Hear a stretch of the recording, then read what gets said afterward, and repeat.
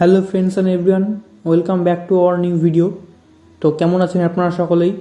আশা করি আপনারা সকলেই খুব ভালো রয়েছেন। তো আজকের ভিডিওতে আমরা জানবো যে গুরু পঞ্চম ঘরে এবং ষষ্ঠ ঘরে কীরকমটা ফল দেয়। আমরা দুটি ঘর করে ডিসকাস করব, তার কারণ ভিডিওটি প্রচুর বড় হয়ে যায় এবং খুব ভালো করে ডিসকাস করতে হলে ভিডিওটি প্রচুর লম্বা হয়, তাই জন্য অনেকজনের বোরিং লাগে। তাই জন্য আমরা এই ভিডিওতে পঞ্চম এবং ষষ্ঠ ঘর নিয়ে আলোচনা করব। তো সবার প্রথম আমরা বলে রাখি যে গুরু তো আপনারা সকলেই জানেন যে পঞ্চম, সপ্তম এবং নবম এই তিনটি ঘরে কিন্তু দৃষ্টি দেয়। তো গুরু যখন পঞ্চম ঘরে থাকে তো এটি কিন্তু পূর্বপুণ্যের ভাব। আপনাদের সকলে বুঝতে হবে পূর্বপুণ্যের সাথে সাথে এটি কিন্তু সন্তানের ভাব, তারপরে আপনার লার্নিংয়ের ভাব, এই সমস্ত জিনিস কিন্তু ভাব। তার সাথে সাথে যে পঞ্চম, সপ্তম এবং নবম দৃষ্টি কিন্তু গুরুর পড়েছে আপনার কিন্তু নবম ঘর, মানে কিন্তু আপনার ধর্মের ঘর, আপনার পিতার ঘরে কিন্তু। তারপরে বলতে পারেন গুরুর যে দৃষ্টিতে পড়েছে সেটা পড়েছে 11th হাউস, মানে আপনার গেমস, লাভের ভাব, আপনার যে কামনা বা আপনার যে ইচ্ছা পূরণের ঘর এক কথা বলতে পারেন।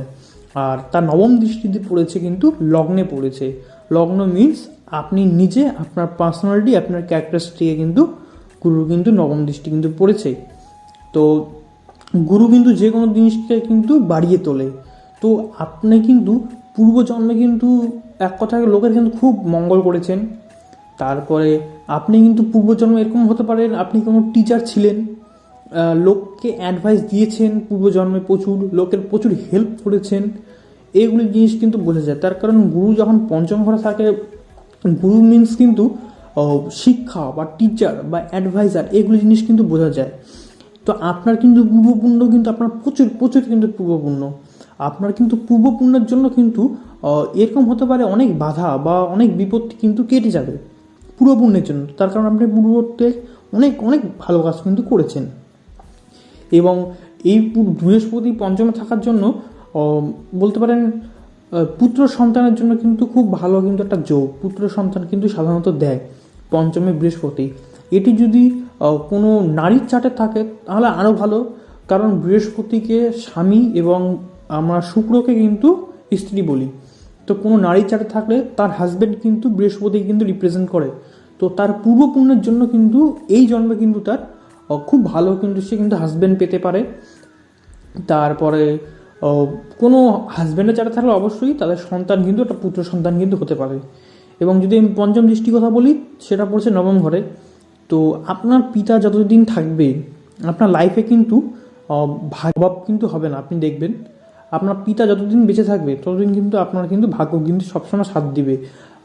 তারপরে বলতে পারেন যতদিন আপনার গুরু থাকবে, গুরু যতদিন আপনি গুরু নিয়ে সাথে চলবেন, কারো কাছ থেকে অ্যাডভাইস নেবেন, ততদিন কিন্তু আপনার কিন্তু ভাগ্য কিন্তু আপনার কিন্তু সাথে থাকবে। এই জিনিসটি কিন্তু লক্ষ্য করতে পারবেন। আর তারপরে আমরা চলে যাই সপ্তম দৃষ্টিটি, যেটি পড়েছে 11 নম্বর ঘরে। তো 11 নম্বর ঘর কিন্তু গেমস, লাভের ভাব। তো আপনার কিন্তু এগুলো জিনিস কিন্তু বাড়িয়ে দেবে, যে কামনা বাসনা, যেহেতু 11th হাউসে আমরা কামনা বাসনা বুঝি। ধরে নিন এক্সাম্পল, আপনি একটা বাড়ি কিনতে যাচ্ছেন 20 লাখ টাকা দিয়ে। তো আপনার যে বৃহস্পতি থাকার জন্য, বৃহস্পতি দৃষ্টি ফেলার জন্য হবে কি, এখন 20-30 লাখে চলবে না, 50 লাখ মিনিমাম বাড়ি কিনতেই হবে। এক কথা আপনার যে কামনাগুলো, আপনার যে ইচ্ছেগুলো, সেগুলো কিন্তু পুরো বাড়িয়ে দেবে কিন্তু বৃহস্পতি কিন্তু, এটি কিন্তু দেখা যায়। আর ছোটো মোটো সাকসেসও কিন্তু আপনার কিন্তু পছন্দ হবে না, খুব বড় সাকসেস কিন্তু আপনার কিন্তু এক কথায় চলে আসবে। আর নবম দৃষ্টি হলো আপনার পার্সোনালিটি, সেটি পড়েছে আপনার ফার্স্ট হাউসে। মানে এরকম হতে পারে যদি আপনি কোনো ফ্যাট জাতীয় বেশি খাবার খাবেন না, নট রিকমেন্ডেড ফ্যাট জাতীয় খাবার। কারণ এখানে বৃহস্পতি কিন্তু দৃষ্টি দেওয়ার জন্য হবে কি, আপনার ফ্যাট জাতীয় খাবার খেতে ভালো লাগবে, আপনার কিন্তু দেখতে পারেন কোনো কোলেস্টেরল এরকম জাতীয় কিন্তু কোনো অসুখ কিন্তু হতে পারে। তো এই জিনিসগুলি কিন্তু আপনাকে ধ্যান রাখা দরকার। এবং সব সময় আপনার কোনো না কোনো জিনিস কিন্তু লার্নিং করা দরকার, নিজেকে সব সময় যে কোনো নতুন জিনিস কিন্তু শেখার পিছনে কিন্তু প্রচুর জ্ঞান অর্জন করার পিছনে কিন্তু আপনি যত বেশি নিজেকে ছোটাবেন তত কিন্তু বেশি কিন্তু আপনার কিন্তু সেই জিনিসগুলি কিন্তু বৃহস্পতি কিন্তু আপনাকে ভালো ফল দিতে থাকবে। তার কারণ নিজে মানে আপনি মানে নিজে ফার্স্ট হাউস, পঞ্চম ঘর মানে লার্নিং, 9th হাউস মানে ভাগ্যের ভাব, এবং 11th হাউস মানে স্বপ্ন পূরণ। তো সবগুলি ঘর কিন্তু একে অপরের সাথে কিন্তু কানেক্টেড। তো এই জিনিসটি কিন্তু আপনাকে কিন্তু খুব ভালোভাবে ম্যানেজ কিন্তু করতে হবে। তারপর চলে আসে আমরা বৃহস্পতি ইন দ্য 6th হাউস, মানে Jupiter in the 6th house. তো ষষ্ঠভাবে যেহেতু আমরা দেখি রোগ, রিপু, ঋণ, এই তিনটি জিনিস কিন্তু আমরা দেখি, গুরু কিন্তু তিনটি জিনিসকে কিন্তু বাড়িয়ে দেবে। এবার দেখুন, যদি এখানে ভালো গ্রহের এক্সপেক্ট থাকলো আপনার লগ্নের এক্সপেক্টে, তো তাহলে কিন্তু আপনি কিন্তু শত্রুদের উপর কিন্তু বিজয় পাবেন। কিন্তু মানে গুরু যেহেতু আছে, আপনাকে কিন্তু রক্ষা তো করবে, সেরকমটা কোনো ক্ষতি করতে পারবে না যদিও আপনার শত্রু। তাছাড়াও এখানে বিশেষ করে আমি একটা কথা বলবো, সেটি হচ্ছে ঋণ। যে কোনো আন্দাজি উল্টোপাল্টা জিনিসের কিন্তু লোন কিন্তু নেবেন না। বৃহস্পতি যেহেতু বসে আছে এখানে, তো লোনও কিন্তু আপনারা কিন্তু খুব বড় বড় নেবেন। তো লোনটা নেওয়ার আগে মানে সেটা সঠিক জায়গায় ইনভেস্ট কিংবা সঠিক জিনিসের জন্য লোনটা কিন্তু নেবেন। আন্দাজি কোনো উল্টোপাল্টা জিনিসের জন্য কিন্তু লোন কিন্তু বাঁচাবেন উল্টোপাল্টা জিনিসের থেকে। আর রোগও কিন্তু বৃহস্পতি কিন্তু এখানে বাড়িয়ে দেয়, সাধারণত লিভারের সমস্যা, পেটের সমস্যা, এইগুলো জিনিস কিন্তু দেখা যায় বৃহস্পতি কিন্তু থাকার জন্যে।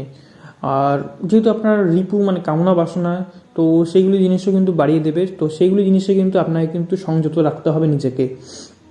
তারপরে যেটা বলবো, 5th অ্যাসপেক্ট, সেটা কিন্তু পড়ছে আপনাদের 10th হাউসে।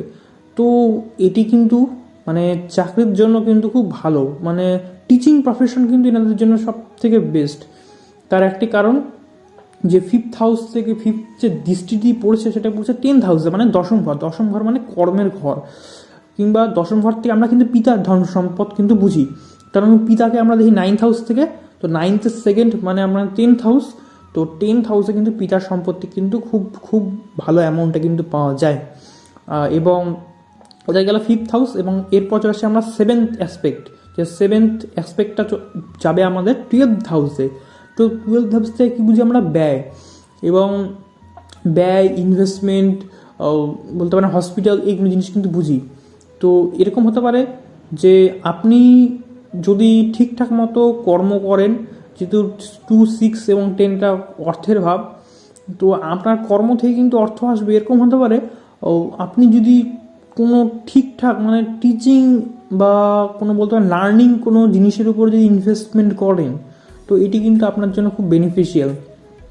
আপনি দেখতে পারবেন বৃহস্পতির যেটা নবম দৃষ্টি, সেটি কিন্তু রয়েছে আপনার 2য় ঘরে, এবং 2য় ঘরকে কিন্তু আমরা কি বুঝি? যে ধনভাব। তো এখানে কিন্তু 2, 6, 10 এবং 12 এই সবগুলি ঘরে কিন্তু যোগ আছে।